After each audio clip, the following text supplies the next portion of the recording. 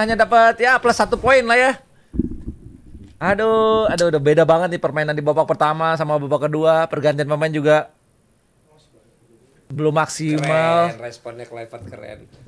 Pelatihnya ngotot-ngotot. Ragnar sama sekali nggak turun. Pelatihnya ngotot-ngotot, dia tahu lu numpang foto doang kan. Pas lu lagi ngotot minta foto sama gua kan. Si Kluivert keren. Kluivert mah namanya besar. Wah, tuh. Mirip sama gua tuh.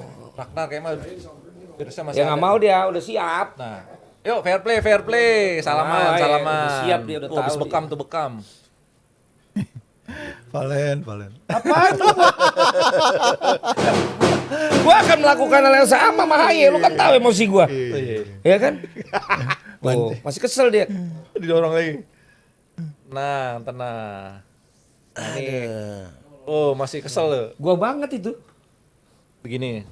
Berarti sebenarnya mental gua tuh mirip sama Iya. didikan Eredivisie. Iya. Wajar dong gua main begitu, ngotot.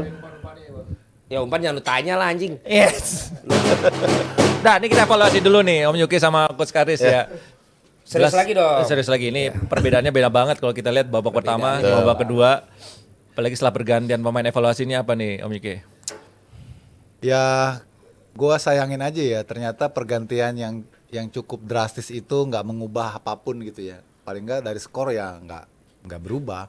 Malah tadi kita bicara lebih mending sepak bolanya di babak pertama ya, lebih mengalir, lebih ada potretnya lebih gitu loh. rapi. Lebih terlihat konstruksinya gitu. Babak kedua tuh kayaknya sporadis aja, ganti sekaligus 4, kita nggak tahu bagaimana kinerjanya masing-masing pemain dan nggak kelihatan datangnya Tom Haye juga nggak membuat perbedaan yang signifikan. Ya. Terus juga masuk ke Ramadan Sananta yang tadi diharapkan Valen juga ternyata nggak konkret juga. Jadi ya, Pas ada dia nggak ada crossingnya. tapi kan Nggak ada ujung-ujungnya pilihan. pertandingan skor juga Len. Iya sih. Iya kan? Ya nggak maksudnya nggak ada crossingnya dari waktu belum ada dia crossingnya banyak. Dia main padahal lemes. Tadi babak pertama sebetulnya kalau Ramadan dalam posisi itu bisa. Ya kan? Sobat opsi. Maksud gue itu tadi kan banyak. Milano ditarik. Iya. Harusnya Mauro yang belakangan ya. Harus ya mestinya gitu, Mauro belakangan. Tadi soalnya Mauro kurang kuat dalam pegang bola, babak kedua ternyata Malah sempat nggak ada pakai striker ya. malah apa ya? Kita nggak ada sama sekali shoot on target Nggak ada. babak kedua lu. Nah, Nggak ada. Malah kita yang kena ancaman sekali. Untung Emil ya. Emil dalam posisi yang bagus tadi. Iya. Ya itulah secara umum. Susah emang dapet tim kalau misalnya defend kayak gini, terus mereka hanya nunggu disiplin ya. Mudah-mudahan aja Arab Saudi mainnya kayak gini. Dan gue yakin sih Arab Saudi mainnya nggak kayak gini lah. Mereka kan juga butuh menang. Iya. Besok kan cuman 2 game aja kan. Ini tayangin di dua-duanya TV-nya ya. Tadi logonya Indosiar terus SCTV. Kedua-duanya. Simulcast. Gila. Timnas Langsung. sih. Langsung. Tahun lalu pula lagi. Sheila Purnama nih dulu teman siaran gua di B Channel.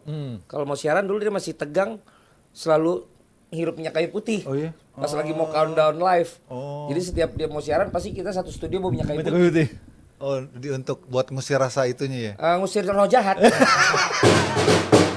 Sama kasih menyan bang. Lanjut. Coach Karis, gimana Coach Karis melihat? Iya, tadi? saya nggak habis pikir hari ini ya. habis pikir, Lebanon ya, Lebanon bermain negatif football. Ya, tapi ini terlepas dari itu semua, ini suatu pelajaran PR buat timnas kita.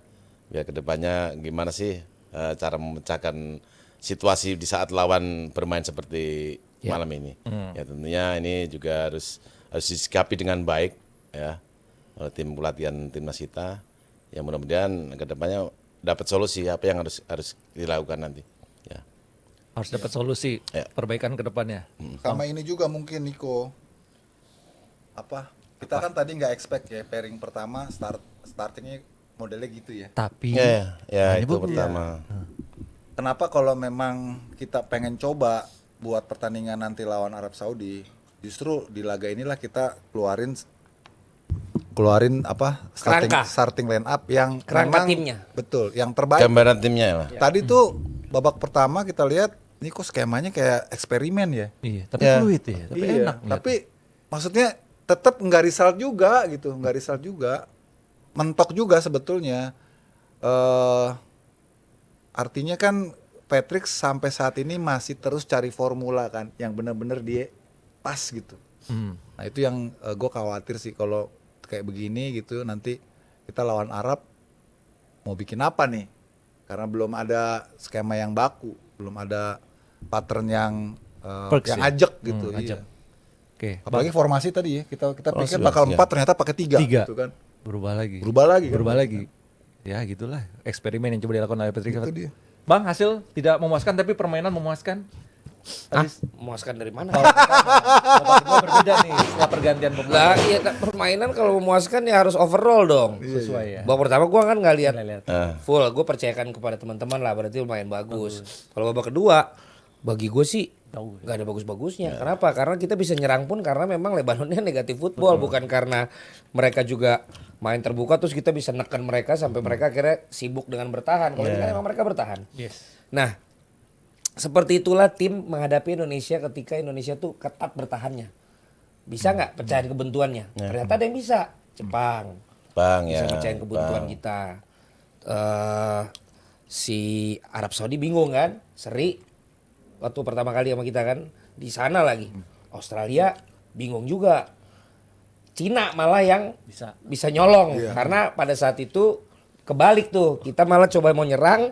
Kita yang disuruh pegang bola. Suruh pegang bola, bingung. nggak taunya mereka jadi serangan ya. balik. Jadi apa? Dulu, ini nggak tahu beda pemain sekarang. Memang cocoknya tuh dulu, kayaknya emang tipikal pemain kita yang nunggu. Iya. Menurut gua. Nah tapi kan sekarang pemain udah berbeda. Oke. Nah tadi bermain coba terbuka. Nah sebagai fans Belanda dari dulu, yang paling gue gregetan adalah gocek-gocek dari sayap.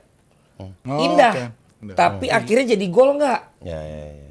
Itu masalahnya. Dan seperti gue bilang berulang kali, akhirnya kita Belanda masuk final terakhir tuh Van Marwijk itu udah 2010. Belanda yang pragmatis, Iya, Udah 2010. beda itu. udah bukan yang ini gitu loh. Nah, Total football. tapi apapun itu kalau kita konsisten bisa kuasai bola nyerang, bagi gua untuk hiburan mata bagus, tapi hiburan hati belum tentu. Karena nyerang terus bisa jadi kebobolan, nyerang terus bisa jadi nggak bisa ngegolin. Gitu. Tapi kalau nyerang terus dan bisa ngegolin dan golnya lebih banyak dari lawannya, ya itu kan itulah cita-cita indahnya sepak bola. Bola itu.